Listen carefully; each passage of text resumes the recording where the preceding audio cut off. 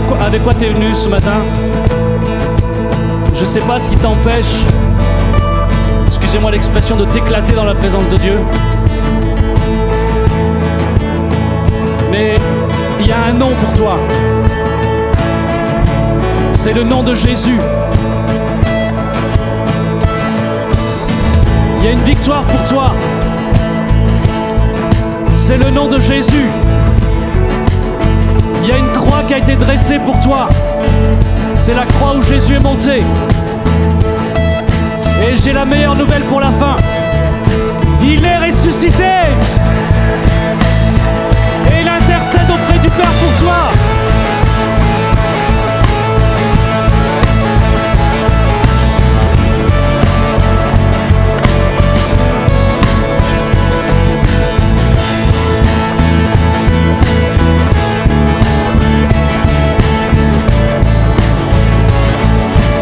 Attendons le jour s'éveille, on le chante comme l'espoir qui renaît. Le jour s'éveille,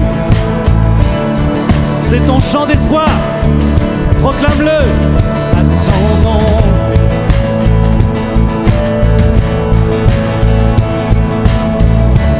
Alléluia, il soupire après la révélation des fils de Dieu.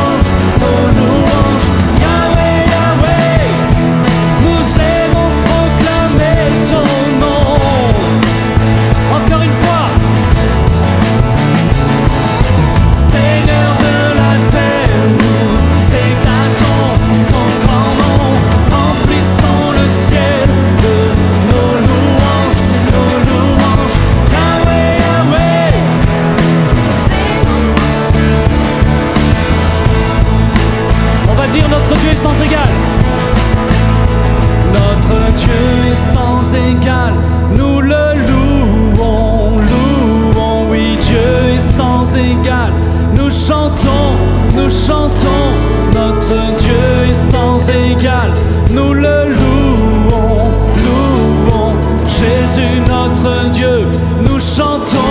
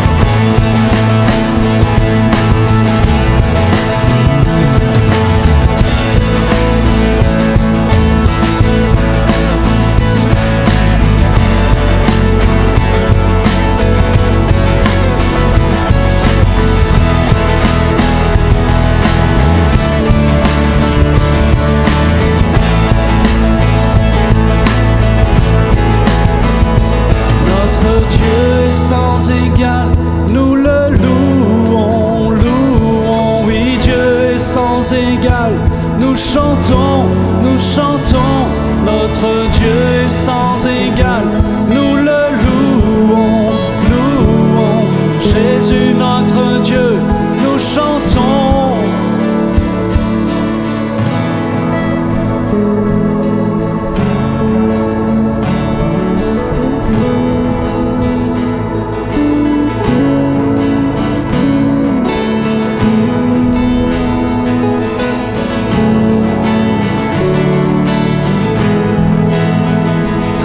Ensemble les mains vers le ciel, c'est tellement une joie d'être avec vous ce matin, vous tous qui êtes en direct.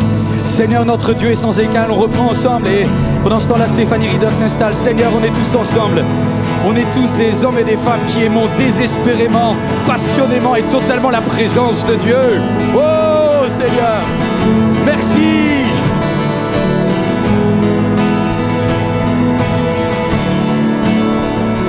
Notre Dieu est sans égal, nous le louons, Dieu est sans égal, nous chantons, notre Dieu est sans égal, nous le louons, Jésus notre Dieu, nous chantons notre Dieu est sans égal, nous le louons, Dieu est sans égal, nous chantons, notre Dieu est sans égal, nous le louons, Jésus notre Dieu, nous chantons, Seigneur.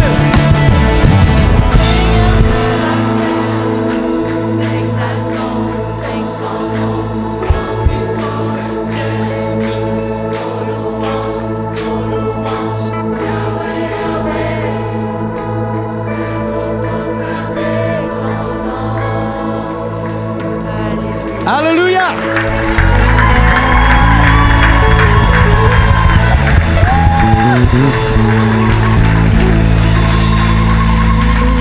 Là où il y a l'Esprit de Dieu, là où il y a l'Esprit de Dieu, il y a la liberté. Là où il y a l'Esprit de Dieu, il y a la simplicité. Amen. C'est difficile de grandir et de rester une petite famille. Vous pouvez même vous asseoir et en vous asseyant, faites un sourire qui témoigne que le ciel est bien à l'intérieur de vous, que le soleil brille sur vos visages et que votre voisin ou votre voisine mérite le sourire que Stéphanie est en train de me faire. Les Nord-Américains, ils ont tout compris. Hein. Ah oui. C'est pour ça qu'ils ont 3 fois plus d'églises que nous. Stéphanie, elle est chez elle ici. Ah oui. C'est son église. Enfin, tu savais pas, maintenant c'est ton église. Avec plaisir. On recrute des pasteurs femmes à l'heure actuelle. Et c'est juste magnifique parce qu'elle a un appel sur sa vie. Amen. Elle a un don pour la parole. Et je veux apprendre de personnes qui ont reçu de Dieu le don de partager. Alors Stéphanie, on est là pour être enseignés parce que Dieu veut parler au travers de toi. Sois bénie. Merci. Quel bonheur d'être avec vous ce matin. Juste en commençant, est-ce que ça va bien avec mon petit accent québécois? Oui, ça vous va? Et Pasteur Yvan a dit, faites un sourire à la personne à côté de vous. Mais moi, je vais faire mieux que ça. Faites un coup de coude puis dites, je suis contente que tu sois là.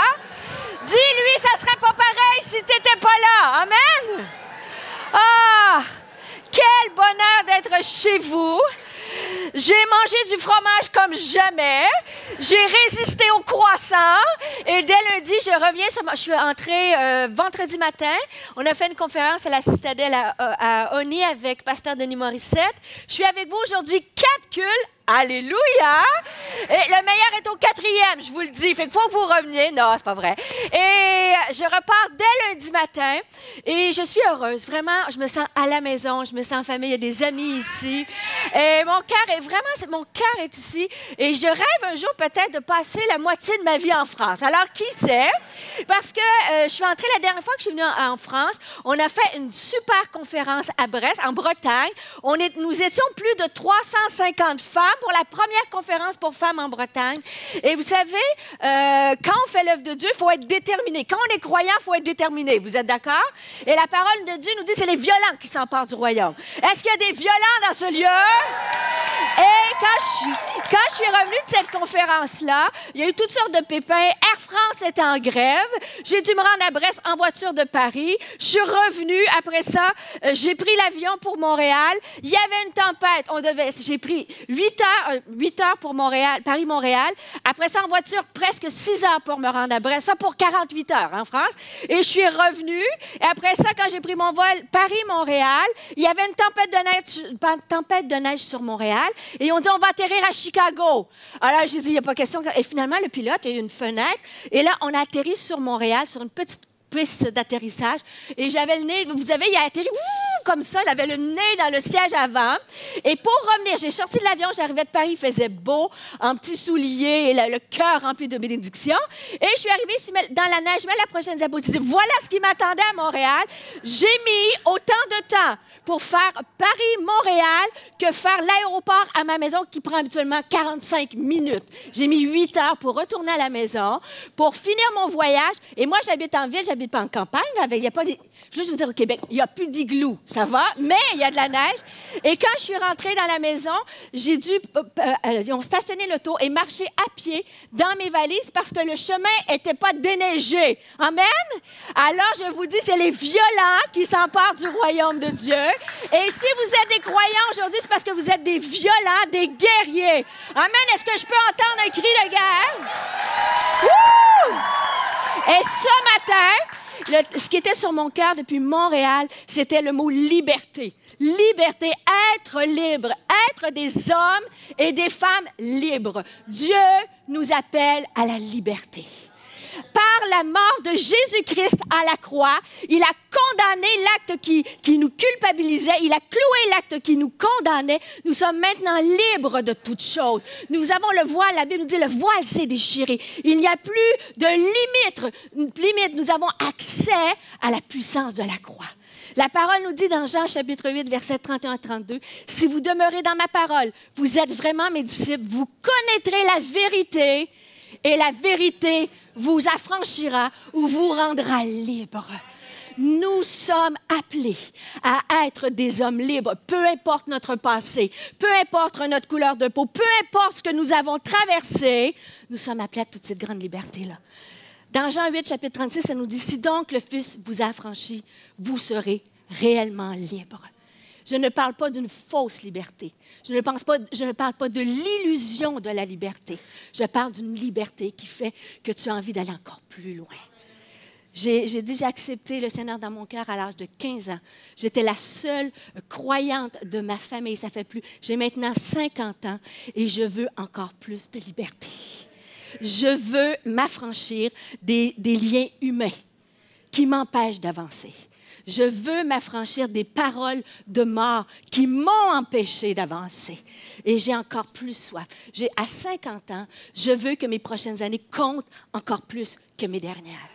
Je veux être un outil et je prie et je sais que quand vous allez sortir de ce lieu, j'espère par le Saint-Esprit vous avoir communiqué une portion de dire, Seigneur, je veux tout ce que tu as pour moi. Dans 2 Corinthiens, chapitre 3, verset 17, ça nous dit, « Le Seigneur, c'est l'Esprit, et là où est l'Esprit du Seigneur, là est la liberté. » L'Esprit du Seigneur est dans ce lieu. L'équipe de louange, est-ce qu'on peut les remercier pour la louange ce matin? La louange était fantastique. L'Esprit du Seigneur est dans ce lieu. Et parce qu'il est ici, si vous êtes venus avec des portions de votre vie qui n'est pas encore complètement allée, parce que nous avons cette liberté-là, nous le savons intellectuellement, mais parfois sur le chemin de la vie, nous sommes, quand dans le verset dans Galates 5.1, ça dit, c'est pour la liberté que Christ nous a affranchis. Demeurez donc fermes et ne vous laissez pas mettre de nouveau sous le joug de la servitude. Et malheureusement, à travers les diverses saisons de la vie, à travers des gens, à travers toutes sortes de circonstances, nous pouvons être de nouveau sous le joug. Nous pouvons être de nouveau paralysés. Mais ma prière, c'est que Dieu, aujourd'hui, dans les jours qui suivent, qu'on prenne la décision de dire, Seigneur, libère-moi. On n'est pas ici pour jouer à l'église. On n'est pas ici pour faire semblant. Nous sommes en 2017 où il y a les plus grands combats de société.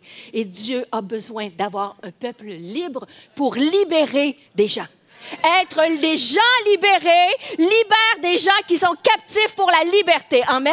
Et ce matin, nous allons prier que Dieu nous libère de notre passé. Dieu nous libère des offenses. Dieu nous libère de la peur. Dieu nous libère de nos craintes, afin que lorsque nous soyons pleinement libres, nous puissions communiquer l'amour, la lumière dans un monde de ténèbres. Dieu a besoin de vous. Dieu a besoin de moi. Nous n'avons pas besoin de prier pour le réveil. Nous sommes le réveil. Et je sais que dans cette église à Créteil, Dieu va multiplier et va multiplier et va multiplier. Alléluia! Parce que nous allons être libérés. Nous allons dégager ce parfum de bonne odeur. Et les gens vont dire, « Wow! Qu'est-ce que tu as? Qu'est-ce que tu as? Tu es libre. Tu traverses des saisons difficiles. Tu as été blessé, mais tu es libre. Je suis libre parce que Christ m'a affranchi. Je suis libre parce que je vis selon la vérité de la parole de Dieu qui me libère complètement. Et être libre, on va regarder vitement, être libre, c'était juste l'introduction, faites-vous-en pas. Libre du passé et de l'offense et libre des pensées et de la peur. J'aime ce texte. Il y a une femme dans la Bible, et souvent on a beaucoup de personnages masculins, mais j'aime étudier les personnages féminins. Et particulièrement à cette époque, dans l'Ancien Testament, les femmes étaient très peu considérées. Il y avait toute une culture. Et ce n'est pas une question d'hommes et femmes, mais c'est pour vous mettre dans un contexte particulier. Et cette femme-là, elle s'appelle Léa. Qui connaît son histoire? Bon, la plupart. Mais Léa, c'est parmi les premiers textes de ma vie chrétienne qui m'a touchée et qui m'a interpellée. Léa, c'est une femme qui a su relâcher son passé.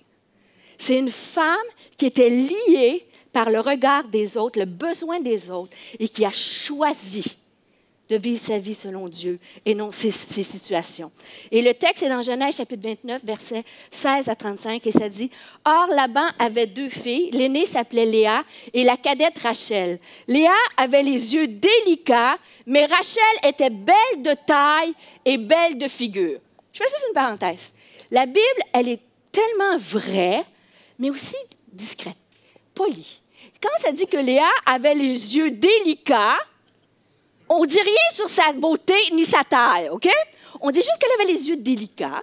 Et ça, si on regarde un peu les textes, ça veut dire qu'elle avait du strabisme, les yeux comme ça. Et drôlement, pour Rachel, elle, on dit qu'elle était belle de taille et belle de figure. Ce qui sous-entend que Léa avait les yeux délicats.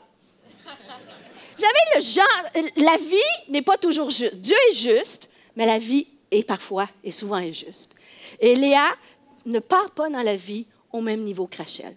Vous savez, Rachel, bon, c'est peut-être féminin, mais je me permets, puisque les avantages d'être une femme, en pratique.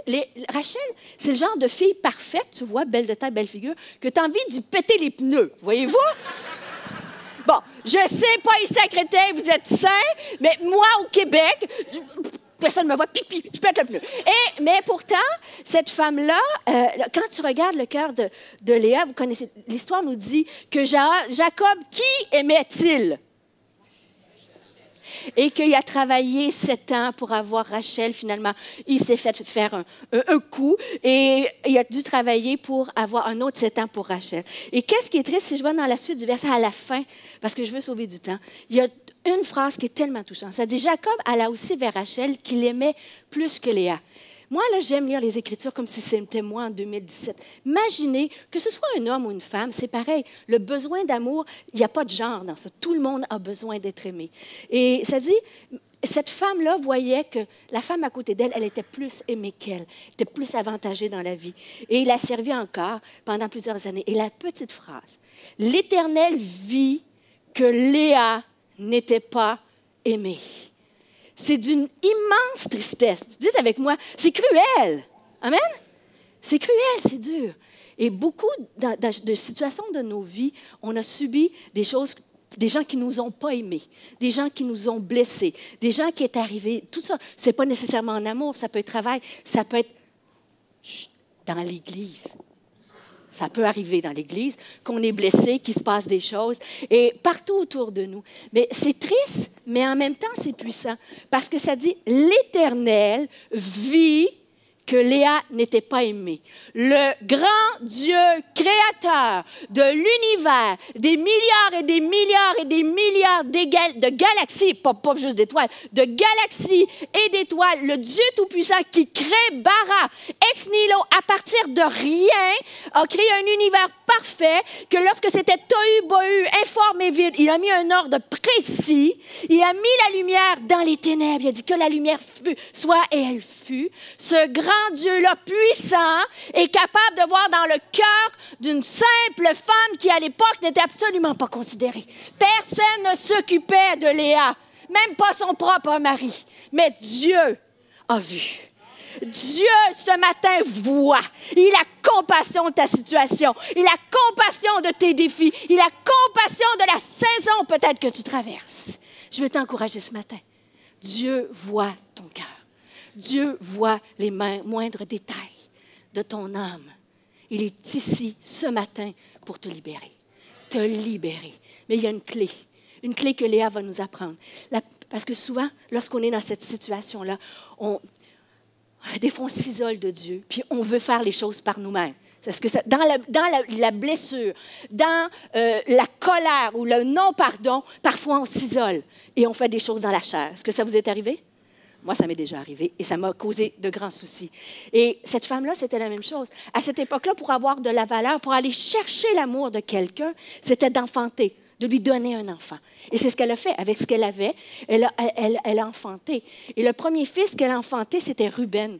Et le nom Ruben en hébreu, ça veut dire « regarde-moi ». Et prenez le temps à la maison, je vous donne des petits devoirs. Genèse, chapitre 29, verset 32. Le nom Ruben, elle lui donne ce nom-là. Et ça dit « L'Éternel a vu mon humiliation.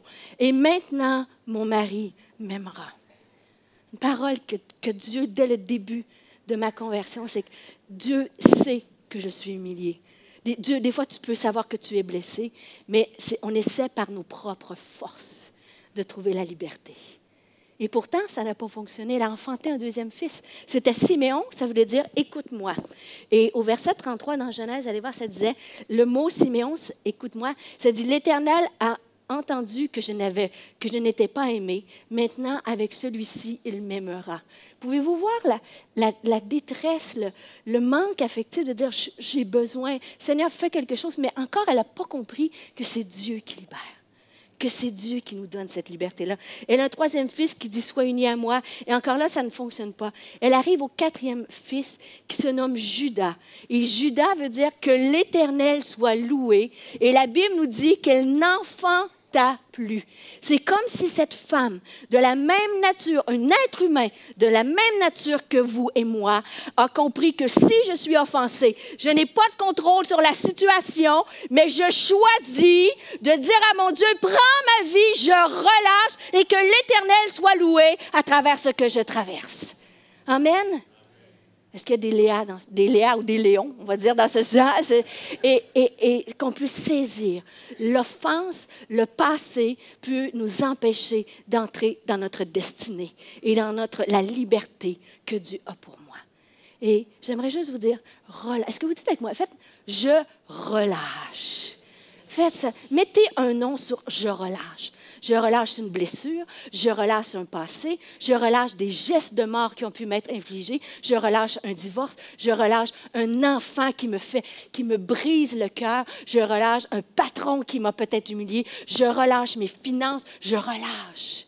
Et je dis que l'Éternel soit loué, parce que mon grand Dieu va prendre soin de moi, parce que je suis la fille ou le fils du roi des rois, parce que le lion de Juda, le Dieu 3 fois saint m'aime et me connaît par mon nom. Dans l'évangile de Jean, il dit qu'il m'appelle son ami. Le Dieu de l'univers est mon ami. Il est le tien. Il va prendre soin de toi comme il prend soin de Léa. Dieu nous dit plus que ça. Il a dit que nous sommes une nation sainte. Un peuple acquis à un grand prix. Nous sommes un sacerdoce royal. Je ne sais pas c'est quoi sacerdoce royal, mais c'est royal. Donc, ça doit être important. Dis à ton voisin, je suis important, je suis un sacerdoce royal. Dis-lui ça. Je suis un sacerdoce royal. Je veux, pendant des années, moi, j'ai un caractère assez déterminée, je dois dire. Mais, non, à peine, un peu timide, introvertie, je le conviens bien. Mais je suis assez déterminée. Mais il n'y a pas un être humain qui est insensible à la blessure, insensible à une parole qui peut te tuer, insensible à une injustice. Et chacun d'entre vous, nous avons tous subi des injustices. Et la dernière année, il y a eu des injustices, des choses que j'ai vécues. J'ai dit à Dieu, c'est pas juste. Je ne mérite pas ça. C'est pas juste. C'est pas bien. C'est pas comme ça. Et le Seigneur m'a dit, c'est comme la voix, il ne m'a pas parlé. Il ne m'a pas dit, Stéphanie, je te parle. Mais dans mon cœur, j'ai ressenti, c'est peut-être pas juste. Tu n'as pas de contrôle sur la situation, mais tu as un contrôle de ce que tu vas faire avec la situation. Je peux être heureuse malgré des problèmes non résolus. C'est un choix. C'est pas je me sens heureuse, c'est je décide de ne pas laisser le passé ou les offenses déterminer ma vie. Parce que j'ai une destinée et je sais où je m'en vais. Et Jésus nous donne la réponse dans le livre dans l'Évangile de Matthieu. Vous savez le texte qui dit, Jésus dit à ses disciples, lorsqu'on vous recevra dans une ville, quand vous allez dans une ville et qu'on ne recevra pas vos paroles, qu'est-ce qu'il leur dit? Il dit-tu, allez là, obstinez-vous, argumentez, ayez raison, battez-vous, faites valoir vos droits. Est-ce qu'il dit ça, Jésus? Qu'est-ce qu'il dit? Il dit, secoue la poussière de tes souliers. Secoue la poussière de tes souliers. Et c'est ce que j'ai dû faire dans la dernière année. Des choses, j'aurais pu passer 1 an à me dire, c'est pas juste. Mais je peux dire, s'ils ne me reçoivent pas, si je ne peux rien faire pour arranger la situation, je dois secouer la poussière de mes chaussures et m'en aller dans une nouvelle direction. La poussière que tu gardes, l'offense que tu gardes, va te distraire et même te détourner de ce que Dieu va accomplir dans ta maison, dans ta vie, dans ton Église. Êtes-vous avec moi? La poussière de tes chaussures peut vraiment nuire à tes destinées. Et on a un choix. Et je prie que ce matin, à la prière, dans quelques instants, on va prier, de dire, Seigneur, donne-moi la force de secouer. Je ne veux pas traîner avec moi l'offense et contaminer, déposer de la poussière partout sur mon chemin. Amen. Le Seigneur veut nous libérer aujourd'hui du passé et de l'offense. Et le deuxième point, le Seigneur veut nous libérer de nos pensées qui peuvent nous tourmenter. Et on a regardé à l'histoire de Léa. Léa était une femme qui a su relâcher l'offense et le passé. Et David est un homme qui a su contrôler ses pensées et ses peurs. Encore là, j'aime utiliser des textes. Tout le monde connaît l'histoire de David et Goliath. Tout le monde connaît l'histoire de David et Goliath. Mais si tu l'appliques dans la vie, l'histoire de David et Goliath n'est pas juste un récit. C'est une inspiration pour nous. Et l'histoire se passe à la vallée des Térébintes et vous avez le peuple d'Israël avec Saül d'un côté et vous avez les Philistins de l'autre côté. Et à chaque jour, ça dit pendant 40 jours, Goliath sortait et il insultait le peuple d'Israël. Qu'est-ce que tu fais? Vous êtes des esclaves de Saül. Vous valez rien. Votre Dieu vaut rien. Et ça dit même qu'il insultait tellement de sa grande taille et tellement épeurant qu'il avait peur que le peuple était effrayé et dans la crainte. Et il les insultait. Et il a dit même au verset 42, le Philistin regardait et lorsqu'il aperçut David, il le méprisa, ne voyant qu'un enfant blond et de belle figure. Vous avez un homme de guerre, David, avec une stature qui a l'air d'un homme simple. Et David est là, et j'aime ce personnage, parce que David a la capacité d'être cet homme dans la vallée des Térébintes, puis de dire, t'es qui, toi, Goliath, pour te tenir devant moi? T'es qui pour insulter le roi d'Israël? Mais c'est le même homme qui, dans les psaumes, dit, je suis comme un vase brisé. Et nous avons ces deux côtés-là dans notre vie. On peut être déterminé. Moi, dans la prière avec mes enfants pour ma maison, dans le nom de Jésus, tu ne toucheras pas à mes enfants, tu ne toucheras pas à mes garçons. Et je prie qu'il y ait des hommes et des femmes qui se tiennent pour leur mariage, qui se tiennent pour les enfants. Il dit à Goliath, l'ennemi des hommes, tu ne toucheras pas à ma maison. Tu ne toucheras pas à mon mariage. Tu ne toucheras pas à mon Église. Tu ne toucheras pas parce que tu as l'autorité. Dieu a dit qu'il a mis toute autorité à l'Église. Il l'a donnée à l'Église. La même autorité que Christ, quand Christ a été ressuscité. Il y a des jours de notre vie, on est fatigué. Avez-vous déjà été fatigué? Mais je veux m'inspirer de David aujourd'hui. David, il est dans cette vallée des Térébintes-là. Et lorsqu'il voit, il se rappelle qu'est-ce que Dieu a fait dans sa vie. Il se rappelle cette autorité-là. Je tuais les lions à main nue. Dieu était avec moi. Et lorsqu'il arrive à son Goliath, c'est fantastique. Parce qu'il lui dit, hein, moi, je me tiens au nom de l'Éternel. Et il prend la fronde et avec la pierre et il lance la pierre et Goliath tombe à terre. Est-ce que vous croyez que c'est la pierre qui a tué Goliath? Qui a tué Goliath? Ouais, mais est-ce que Dieu a utilisé la pierre pour tuer Goliath? J'ai cru ça longtemps. C'est encore plus fantastique que ça. Dieu, quand David, vous savez, Goliath était grand, David était petit. Goliath menaçait David. Mais David, en lançant cette pierre-là, le géant est tombé à terre. Et quand le géant est tombé à terre, vous lirez le texte à plusieurs reprises, il n'était pas mort. Dieu a permis qu'avec cette pierre lancée, Goliath tombe à son niveau et accessible afin que David puisse le tuer. Et c'est exactement ça. Je veux vous encourager que Dieu a la capacité de mettre nos Goliaths, le Goliath de la crainte, le Goliath de l'anxiété, le Goliath du rejet, le Goliath de la blessure, tous les Goliaths de ta vie, de les mettre à ton niveau. Mais lorsqu'il est tombé, Goliath, David a eu un choix. Il a eu un choix. Il a pris l'épée de Goliath, il l'a pris, il l'a tué. On a un choix. Quand les pensées viennent dans ton esprit, Dieu est capable de les mettre à ton niveau. Aucune tentation n'est au-dessus de tes forces. Aucune. Mais quand l'ennemi est devant toi, par la grâce de Dieu, quand la pensée négative vient, prends l'épée de ton ennemi, l'épée de la parole, et tue-le. Et c'est exactement ce qu'il fait. Il l'a tué, puis après ça, il lui a tranché la tête. Il ne l'a pas tué en lui tranchant la tête. Il l'a tué premièrement pour dire « Je t'ai vaincu ». Puis quand il a tranché... J'ai l'air sanguinaire, hein, une petite Québécoise blonde. C'est les violents qui s'emparent du royaume de Dieu. Parce que l'ennemi vient pour tuer, égorger et détruire. C'est plus le temps d'être l'Église passive et chanter des cantiques. L'ennemi est à nos portes. Mais la victoire est encore plus grande. Et Dieu veut nous utiliser. Oui, Dieu veut nous utiliser pour prendre l'épée de notre ennemi, l'épée de la parole et déclarer encore, tu ne gagneras pas. Et quand il lui coupe la tête, il a la tête dans ses mains et c'est comme un trophée. C'est comme un trophée. Mais c'est fascinant parce qu'après ça, Saül, il va lui dire, mais il demande à tout le monde, qui es-tu? Qui est ce jeune homme-là qui a tué ce... Et moi, ça me touche. Parce que je suis convaincue que des fois, l'ennemi doit se dire, c'est qui cette petite blonde du Canada qui coupe des têtes de Goliath? C'est qui des Marie, des Raymond quand il fait le ministère, peu importe votre nom, que lorsque vous gagnez dans la prière, lorsque vous ne vous relâchez pas, lorsque vous êtes déterminé par la force de Dieu, puis tu te présentes devant Dieu et dis, moi je suis la fille du roi des rois. J'ai le trophée dans mes mains. Et si David a été capable, Dieu peut le faire dans vos vies. Ce matin, Dieu veut te libérer du passé et de l'offrande, secouer la poussière. Et ce matin, Dieu veut t'aider à vaincre les Goliaths de ta vie. Il n'y a pas de Goliath trop grand pour toi. Et David a aussi, vous savez, cette histoire-là raconte l'histoire de David, mais le psaume 23 a été écrit par David. Et cette fois-ci, c'est dans la vallée de l'ombre de la mort.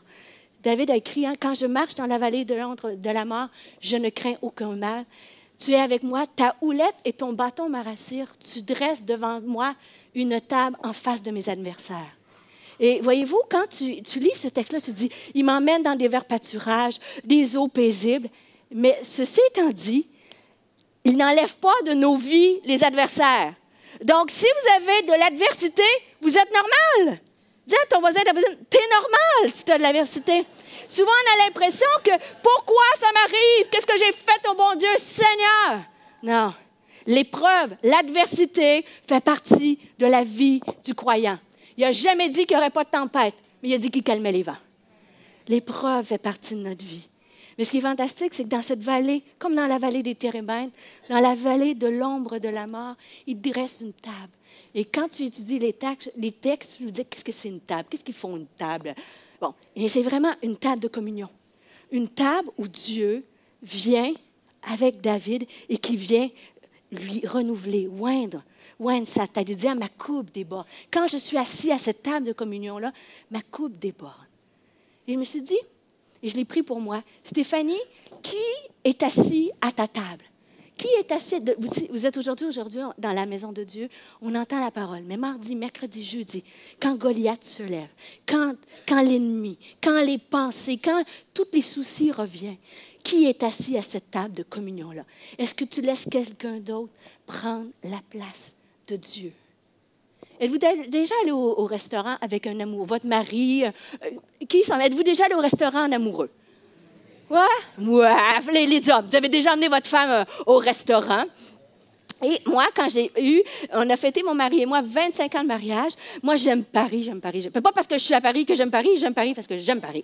Et on est allé manger sur le bateau-mouche. Vous savez, le traditionnel truc des Québécois qui aiment, là. Et la Tour Eiffel. Puis là, j'ai pris comme 300 photos de la Tour Eiffel. Puis là, il y avait de la musique, le violon. Et là, il t'accueille avec une flûte. Moi, j'aime tout, le flûte de champagne. Et là, je suis heureuse, j'étais avec mon mari. On mange toutes les deux. Yeux dans les yeux, les cœur, les pétales de rose. Tu t'emmènes avec moi. Hein? Bon, n'importe quoi. Et c'est un moment d'intimité. C'est un moment on discute, on révèle les choses les plus intimes. Et on aime faire ça. Et où j'habite, vous savez, l'Église Nouvelle-Vie, c'est 4000 personnes. Donc, tout le monde, à peu près, si tu es un peu vu sur la tribune, tout le monde te connaît. Donc, mon mari et moi, on est assez connus. Et quand on arrive pour manger au restaurant proche de l'Église, il y a un endroit qu'on aimait aller. Et il y a une femme de l'Église qui a été engagée pour s'occuper des tables du restaurant. Amen? C'est merveilleux. Dieu a pourvu un emploi à une femme. J'étais contente. Mais savez-vous quoi? Elle était un peu bavarde. Fait que lorsque mon mari, des fois, j'entre de l'étranger, après l'église, on va manger tous les deux, cœur à cœur, yeux dans les yeux, les pits. Bon, il n'y a pas de tour Eiffel, mais à Montréal, mais c'est quand même assez romantique. Et cette femme-là, quand elle nous voit, « Ah, bonjour, pasteur Stéphanie! » Puis là, elle vient à la table. Elle vient 1 minute, elle retourne, elle vient 5 minutes, elle retourne. Et finalement, presque tout le repas avec moi et mon mari, voyez-vous? Et là, j'ai dit, c'est un peu moins romantique, mais Dieu parle de toutes sortes de façons. Le Seigneur, il m'a dit, tu te laisses voler, tu t'es laissé voler un moment, tu en as très peu avec ton mari, par quelqu'un qui était pas mal intentionné, mais quelqu'un qui a pris du temps. Il me disait, tu fais la même chose avec moi. Tu laisses l'ennemi, tu laisses tes pensées, tu laisses tes soucis, t'asseoir à la table de communion. Tu m'enlèves et tu mets quelqu'un. Qui est assis à ta table ce matin? C'est important que tu reviennes en communion avec Dieu.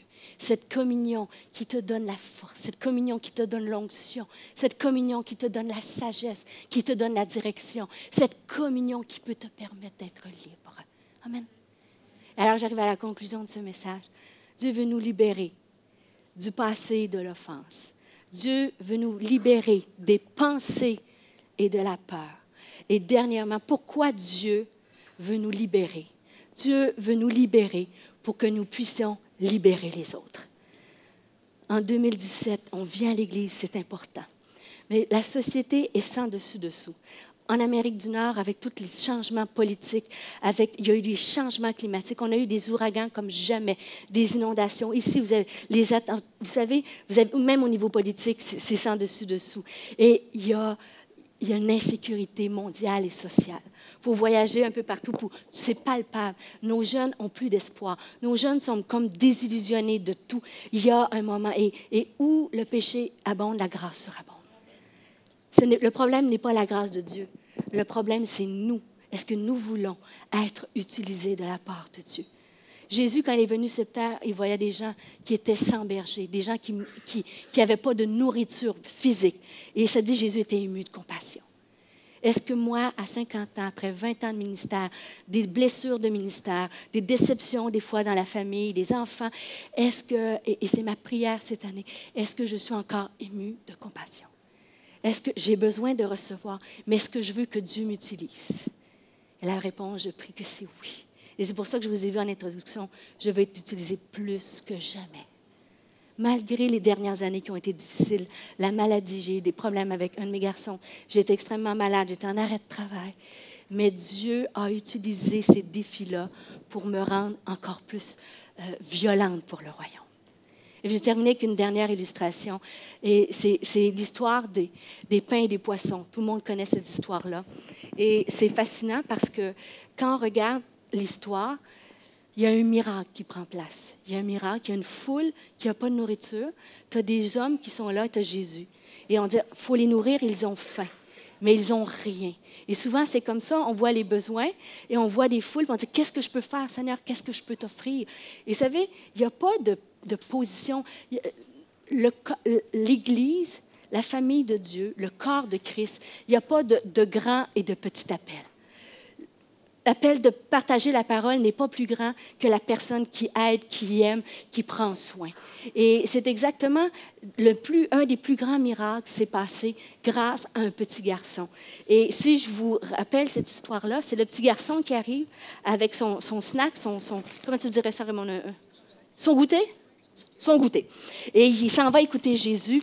Puis là, sa maman lui a fait des sandwichs. Puis là, il y a 5 pains. Bon, j'en ai 2. Je sais que théologiquement, je commets une grande erreur. Alors, ne me reprenez pas, mais on va les multiplier. Non, j'en ai 2, mais il y avait 5 pains. Et il arrive, puis le petit garçon, je suis sûre qu'il a hâte à la pause pour manger ses 2 poissons. N'est-ce pas? J'ai 2 boîtes de thon ici. Alors, le petit garçon, il est là. Et il rêve du moment où il va faire sa sandwich quand Jésus avait fini. Puis là, et finalement, les disciples disent, mais Jésus, comment on va les nourrir? Et bien, ils ont dit, il y a un garçon qui est là avec 5 pains, 2 poissons. Et c'est comme le garçon, il a dû dire, qu'est-ce que je fais? Je garde mes sandwichs. De toute façon, ça sert à quoi? Même si je donnerais mes 5 pains, ils sont 5000. Et il aurait pu dire, ben non, c'est ridicule, je ne vous donne pas mes 5 pains. Mais un des plus grands miracles a pris place parce qu'un jeune garçon n'a pas regardé, n'a pas compté, puis a dit, ben prenez-les, mes pains et mes poissons. Et ce que Dieu demande, c'est juste l'obéissance. Malgré ton passé, malgré ce que tu peux vivre, malgré ton arrière-plan, ta culture, tout ça. Le Seigneur, si pour faire le plus grand miracle au 21e siècle, en 2017 à Paris, il se cherche des hommes et des femmes comme vous et moi qui vont dire, Seigneur, prends ça. J'ai juste ça, mais je ne sais pas ce que tu peux faire. Ça, vous connaissez ce bout-là, et on a déjà vu souvent cette illustration-là. Le miracle prend place à partir d'un petit garçon. Mais je vais vous l'emmener plus loin. Pour que le miracle prenne place, Jésus prend le pain. J'ai 4 réunions à faire avec la même baguette. Alors, je voyais, Jésus prend le pain et il brise. Ça dit qu'il rompit le pain. Et quand il l'a brisé, il l'a rompi, la multiplication s'est faite. C'est la même chose dans ta vie. Marie, c'est la même chose dans ta vie. Tu le sais? Les gens en haut, c'est la même chose dans votre vie. Dieu prend vos pains et brise. Mais dans le brisement, c'est ce qui permet le miraculeux.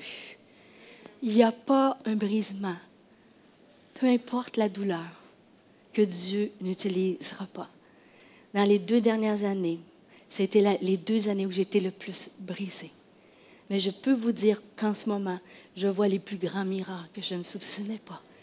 Et dans le brisement, Dieu multiplie et Dieu nourrit.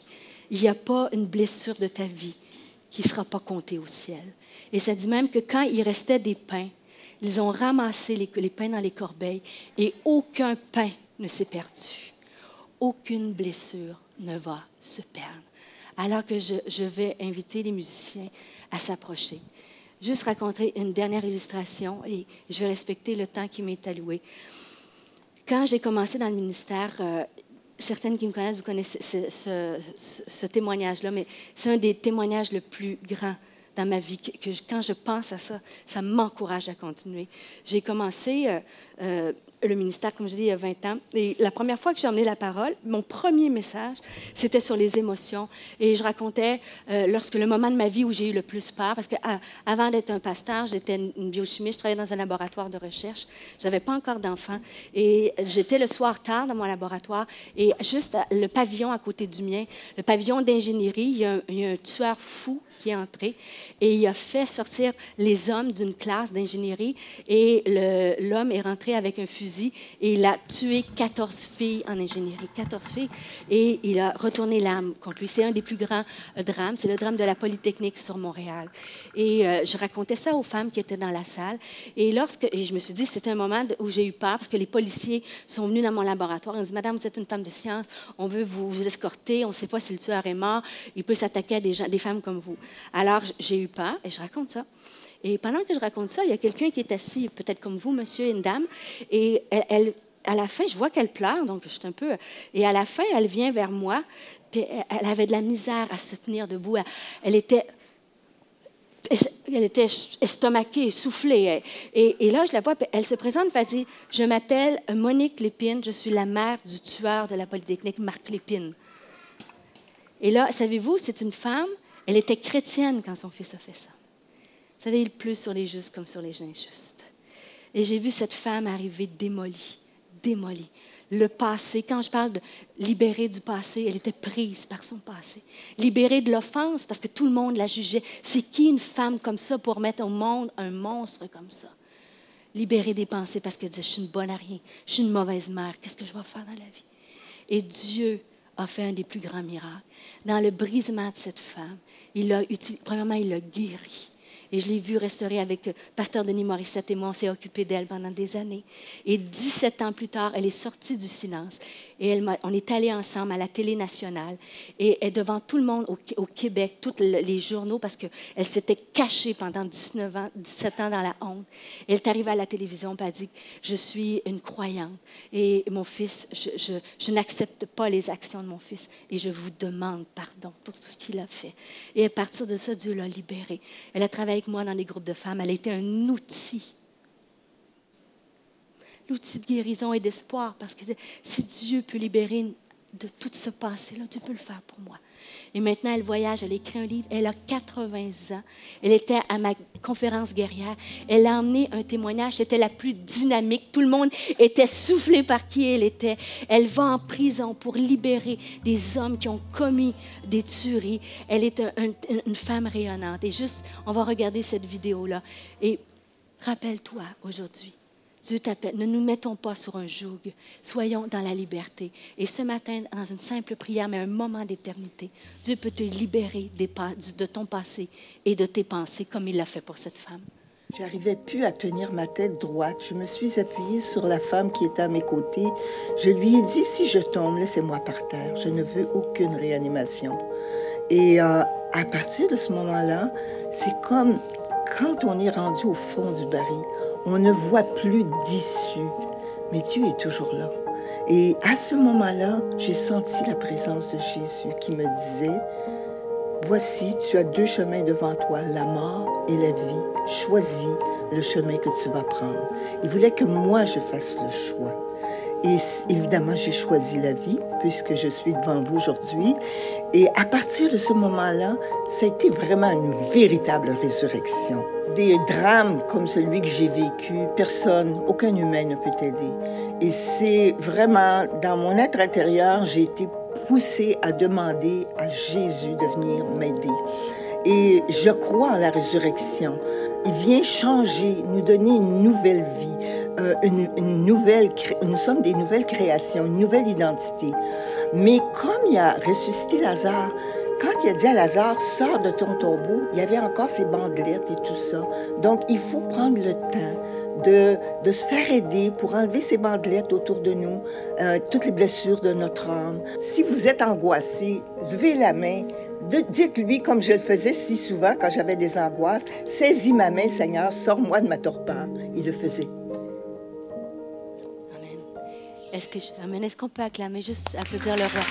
Celui qui libère. Est-ce qu'on peut pousser un cri de victoire au roi qui libère? Au roi qui libère. Alléluia!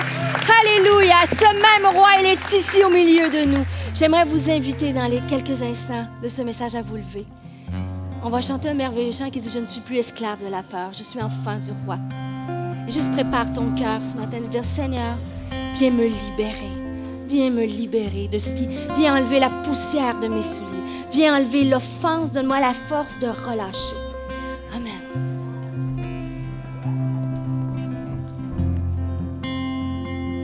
Tu m'as ébloui par tes mélodies. On peut s'élever Tu m'entoures des chants d'amour. Est-ce qu'on peut juste lever nos mains à Dieu, un signe de reconnaissance? Chants de délivrance devant mes ennemis. Alléluia, il y a une table de communion. Toutes mes craintes. Alléluia, c'est trop. Déclare-le à ton âme. Je ne suis plus esclave de la peur.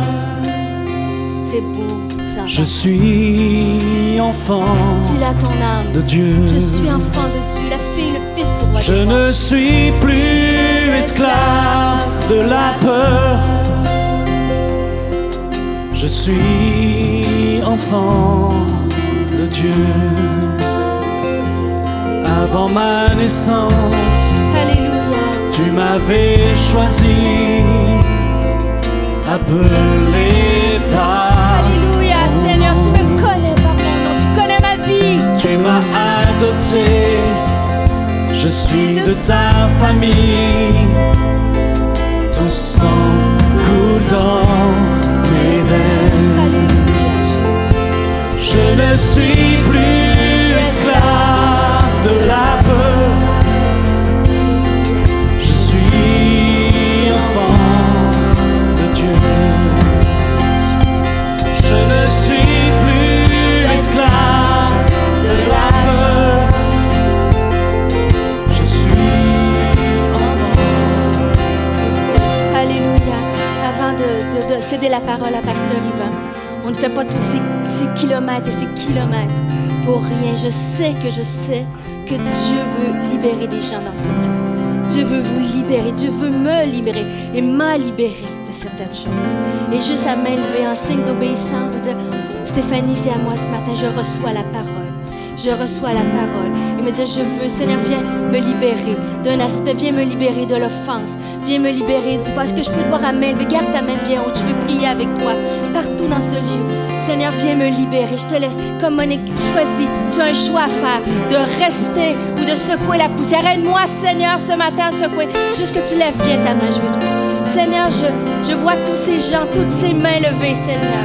Seigneur, tu nous vois, tu vois tes enfants. Je te prie là où ils sont, Seigneur. Ces centaines de personnes dans ce lieu. Seigneur, viens libérer, Seigneur. Je veux prendre autorité, Seigneur, contre toute blessure, contre tout passé, Seigneur. Je te prie que le Saint-Esprit, le Consolateur, vienne dans ce lieu. Le Paraclétos, Seigneur. Tu as dit qu'il est avantageux que tu quittes, tu nous enverrais le Saint-Esprit. Alors viens, Saint-Esprit, consoler, Seigneur. Viens mettre un baume, Seigneur. Viens donner la force, Seigneur, d'aller de l'avant, d'être libre. Seigneur, viens enlever la fatigue. Viens enlever la poussière, Seigneur. Et viens, Seigneur, donner la force de dire, Seigneur, je marche avec toi. Je décide ce matin d'aller vers l'avant. Je décide, je choisis de vivre selon la parole de la vérité et d'être libre. Je te fais confiance. Seigneur, prends soin de chacun de ces hommes et de ces femmes. Seigneur, viens sceller ta parole et que nous voulons voir le miraculeux. Je te prie pour cette église, Seigneur.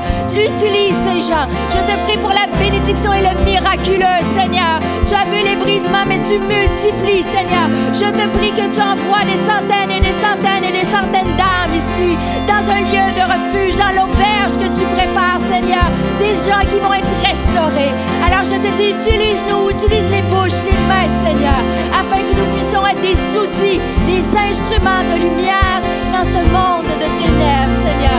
Et je te dis merci à l'avance pour la bénédiction dans ce lieu et que tu vois ce que tu dois faire et multiplier dans la vie de ces gens. Amen. Alléluia. Est-ce qu'on peut juste Je ne suis plus esclave déclare-le de par la la foi, peur. avec détermination. Je ne suis plus esclave de la peur. Je suis enfant de Je Dieu. veux vous entendre, je vous entends J'habite la pas. Sainte Seine. Je ne suis plus esclave de la peur. L'équipe de la Sainte Seine, s'il vous plaît. Faites Je trembler le ciel. suis enfant de Dieu. Je ne suis plus, Alléluia. je ne suis plus esclave de la peur. Je suis enfant de Dieu. Une dernière fois. Je ne suis plus esclave de la peur. Je suis enfant de Dieu. Seigneur, nous te bénissons. Te bénissons pour qui tu es, pour ce que tu as fait sur la croix, c'est merveilleux. Tu es roi des rois, Seigneur des seigneurs. Et nous voulons dire combien nous t'aimons, combien nous aimons être dans ta présence. À toi la gloire. Merci pour ce que tu as fait.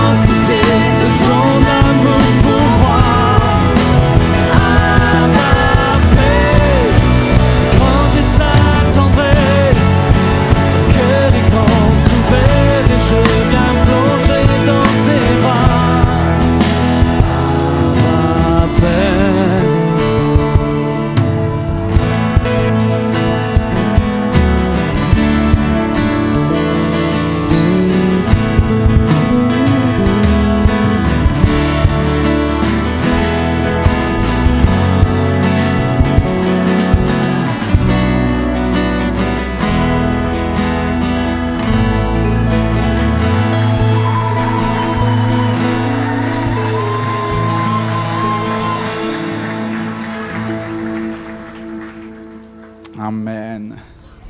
On est bien dans la présence de Dieu. Waouh! Je suis un petit peu ému parce que à chaque fois que je me dis qu'avant même qu'on soit sur la terre, Dieu avait des projets et des œuvres pour chacun d'entre vous. Dieu avait des projets pour cette église. Avant même qu'on y ait pensé, Dieu a toujours un temps d'avance sur notre vie et c'est extraordinaire. Alors, on est en train de mettre des choses derrière moi et c'est tellement la faveur de Dieu. Vous allez avoir la surprise dans quelques instants. Voilà, pour ceux qui nous suivent sur Internet et ceux qui ont rejoint l'église MLK récemment, on est à un tournant de notre histoire. Enfin, un tournant qui va vite, vite, vite. L'église double tous les 3 ans. Je crois que notamment les messages pratiques et la mentalité de l'église y est pour beaucoup. Et il y a une faveur de Dieu. Une faveur de Dieu qu'on ne peut pas feindre. Et Dieu fait ce qu'il veut, où il veut, quand il veut. Il s'est choisi ici. 3 valeurs font que cette église existe. C'est une église, premièrement, basée sur la grâce. La grâce, c'est quoi? Ce n'est pas un concept abstrait. La grâce, c'est lorsque tu réalises que Dieu t'a aimé alors que c'était immérité. Tu conçois que les autres, que tu ne supportes pas toujours, méritent de ta part la même nouvelle chance que Dieu t'a accordée. Et dans chacune de nos relations humaines, le principe de la grâce doit être appliqué à l'autre. La deuxième valeur cardinale de cette église, c'est la diversité. Pourquoi un pasteur aussi blanc que moi, plus blanc que neige, avec un très mauvais bronzage, a choisi comme nom Martin Luther King, qui est un pasteur black, plus black que black? Parce que lorsque Martin Luther King écrit son rêve, sa fameuse déclaration du rêve, il dit « Je rêve qu'un jour dans l'Alabama, un État plutôt raciste à l'époque des États-Unis, des petits garçons blancs et des petites filles black puissent être main dans la main, descendre des collines et chanter l'amour de Dieu. » Et ça fait que cette église n'est pas une église de black ni une église de blanche. Cette église, elle est une église de métis. Parce que le ciel est un mélange de toutes les couleurs. Alors, vous êtes tous des métis. Et je suis un métis comme vous. je rigolais avec, je ne sais plus, c'était avec pasteur Steve Rivière hier, ou quelqu'un d'autre. Je lui dis, tu sais, Martin Luther King, il me dit, mais t'es blanc, c'est rigolo. Voilà, c'est ça. On est tellement imprégné de cette culture du royaume qui déverse tout notre clivage, y compris les dénominations. Dieu est un Dieu de l'ouverture. Et la troisième valeur clé de cette église, c'est la transparence et la vulnérabilité. Ici, ce n'est pas une église de héros, mais par contre, on est responsable d'être vrai, d'être redevable les uns envers les autres, de ne pas vendre un profil du super chrétien TTS, très très spirituel. Mais par contre, on est en chemin et on veut la sanctification. Et je suis inspiré par d'autres leaders qui nous amènent dans ce sens. Je remercie le pasteur Éric et Rachel Dufour. Je pense que c'est la culture aussi de l'école destinée. Et voilà, cette culture de la transparence et de la vulnérabilité. On est tous des enfants de Dieu en progrès. On n'est pas arrivé encore. Et alors qu'on était tout petits, le Seigneur a choisi de nous bénir de façon étonnante. Et il y a 3 ans, Pierre Jox, le ministre, était dans l'ancien lieu. Et lui-même était touché par cette faveur de Dieu. Et à la fin du culte, il dit, « Monsieur Carluère, la fondation du protestantisme va vous aider. Et je vais aller voir le député maire de Créteil, Laurent Catala. Et vous allez construire cette maison. » Mais quelle maison? Parce que vous voyez, des pasteurs, ils veulent construire un lieu saint. Mais moi, ce que j'ai reçu dans mon cœur, et ça, je vous le partage comme mes tripes, quoi. Parce que ce n'est pas quelque chose qu'on entend forcément dans les églises évangéliques. Dans les églises évangéliques, on vous dit « donnez, donnez, donnez, Dieu vous le rendra » et tout ça. Mais donnez à un lieu saint, un lieu religieux, de la sainteté. Comme si c'était dans l'Ancien Testament, le temple de Jérusalem. Mais Dieu m'a dit « c'est pas ça que je veux que tu fasses. Je veux que tu lises la Bible et que tu vois que dans le Nouveau Testament, il y a un bon Samaritain qui a tout compris. » Parce qu'il prend quelqu'un sur le chemin qui est cassé et il ne l'amène pas dans le temple. Il lui dit, pour soigner cette personne, j'ai besoin d'une auberge. Comment ça, une auberge, pasteur? Une auberge, ce n'est pas assez spirituel, une auberge. Mais c'est dans une auberge que le grand médecin prend soin. Parce que dans une auberge, quand vous venez, vous pouvez venir tel que vous êtes, vous ne serez pas jugé, vous ne serez pas critiqué, et quelqu'un va prendre soin de vous. Et c'est cette auberge qui est le programme de la Fondation du protestantisme. Alors, au mois de juillet, est-ce que c'est possible de retourner du coup? Voilà. Au mois de juillet, le permis de construire a été déposé. C'est auprès des autoroutes, c'est à moins de 1 km de cela. Alors, je vais sortir du champ. Le permis a été déposé, les gars, si vous arrivez à le tenir. Voilà, pour ceux qui sont... Le permis a été déposé et c'est beau déjà.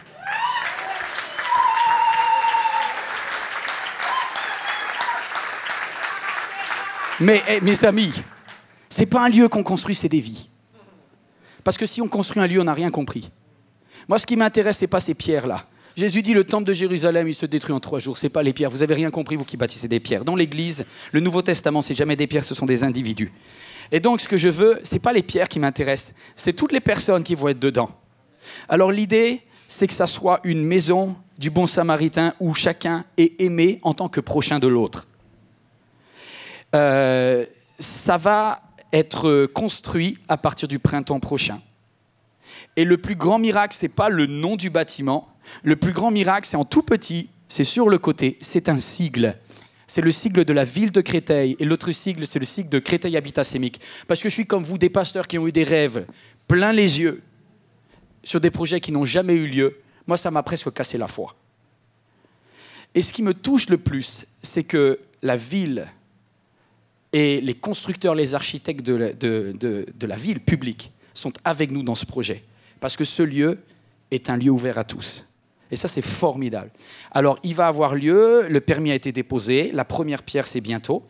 Alors, vous allez dire, pourquoi on voit ça? Déjà, pour dire merci.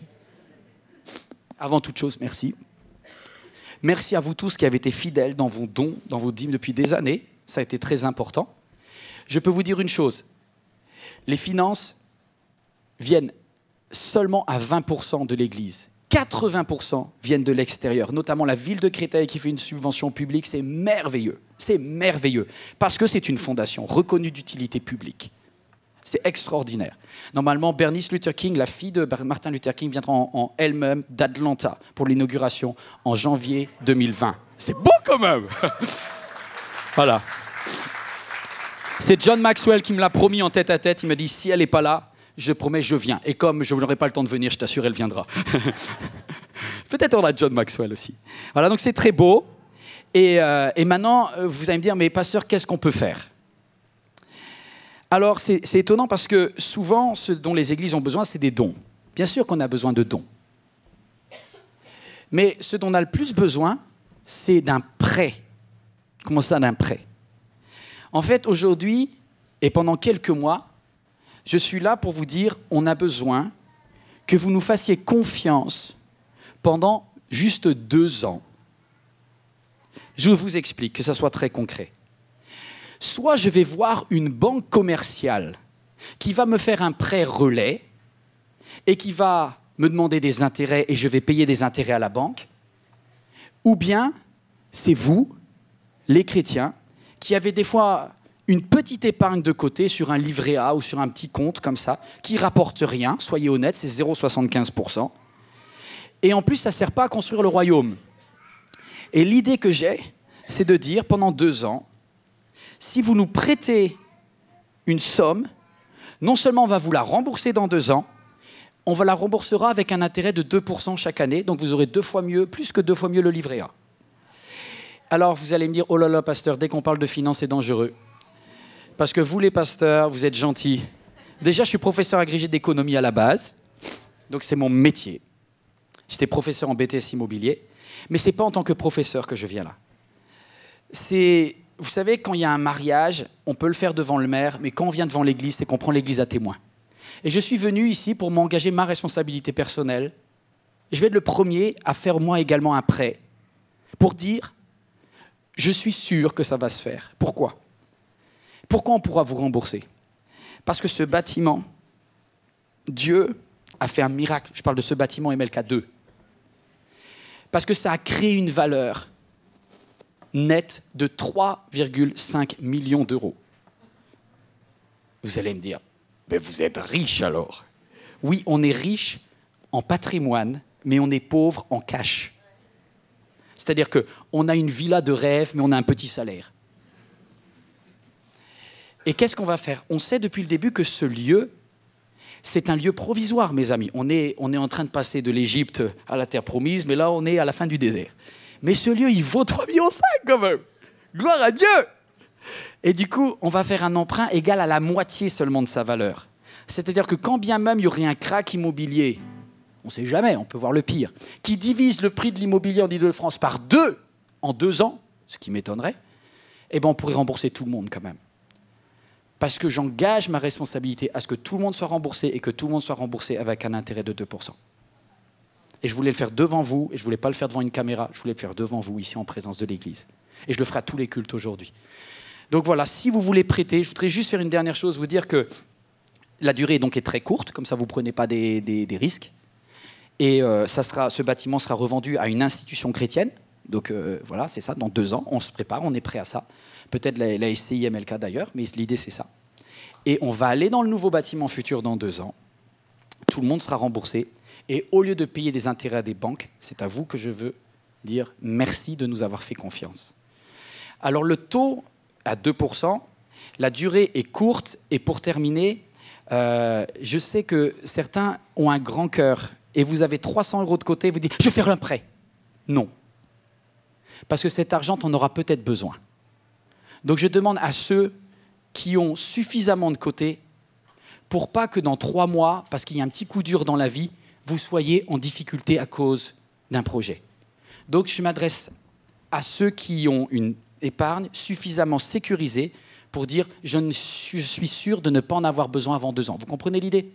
Parce que pendant 2 ans, vous allez nous faire confiance. Dans 2 ans, on vous rembourse. Mais il faut être sûr que vous n'ayez pas besoin de cet argent pendant 2 ans, d'accord? Si c'est le cas, prêtez pour l'emprunt MLK, on vous remboursera avec des intérêts et votre argent servira à construire les valeurs du royaume de Dieu. Et c'est mieux, j'aime bien l'État, j'aime bien ce qu'on fait avec le livret A, mais je préfère ce qu'on fait pour changer des vies derrière. Donc c'était mon cœur ce matin que je partage avec vous. Je suis tellement honoré de vivre ça, c'est un miracle. Parce qu'il y a quelque temps encore, on n'avait pas l'argent pour pouvoir rembourser, et maintenant on a eu ce bâtiment de rêve. Je veux juste célébrer Dieu. Parce qu'il a trouvé la solution que je n'avais pas. La solution vient du ciel. Alors là-dedans, il y a une crèche, il y a 40 berceaux, il y a un fun park pour les petits garçons, les petites filles, il y a 2 terrains de sport, il y a un café, parce qu'on veut aimer les gens tels qu'ils sont, tels qu'ils sont. Il y a un restaurant panoramique, on va faire des choses là-dedans. Peut-être ta fille va se marier là. Il y en a qui se disent « Ah, si ma fille se marie là, je suis d'accord d'investir. » C'est beau. Voilà, on va se lever ensemble, on va célébrer Dieu, on va juste dire merci Seigneur. Il y a un Dieu dans le ciel, bien avant que cette idée du bon samaritain naisse dans mon cœur. Dieu avait prévu que des vies soient touchées, transformées, bouleversées. Seigneur, on te présente cette œuvre parce qu'on ne prétend pas avoir toutes les solutions. Mais à la montagne de l'Éternel, il sera pourvu. Et tu as pourvu. Alors aujourd'hui, devant l'Église, je veux juste te bénir. Merci Seigneur pour ce bâtiment extraordinaire MLK2, cette étape, cette marche d'escalier auquel on n'avait pas pensé. Merci pour la faveur des autorités publiques. Merci pour toutes les personnes qui nous ont cru. Merci pour la Fondation du protestantisme. Merci pour le député maire de Créteil. Merci pour tous les architectes de la ville. Bénis-les Seigneur, bénis-les. Et que ce lieu transforme des vies au nom de Jésus. Amen. Cher ami, j'espère que ce message vous a fait du bien et que Dieu vous a parlé pendant que vous regardiez cette vidéo. Vous avez décidé de vous approcher de lui. N'hésitez pas à aller plus loin. En tout cas, si vous passez en région parisienne, vous êtes le bienvenu ici à MLK à l'un de nos 5 cultes. Si vous désirez nous suivre sur églisemlk.fr, vous aurez accès à tous nos messages. Également sur la chaîne YouTube ou encore sur Facebook. Vous êtes le bienvenu à chaque fois. C'est un plaisir de vous recevoir. À très bientôt, j'espère. Merci.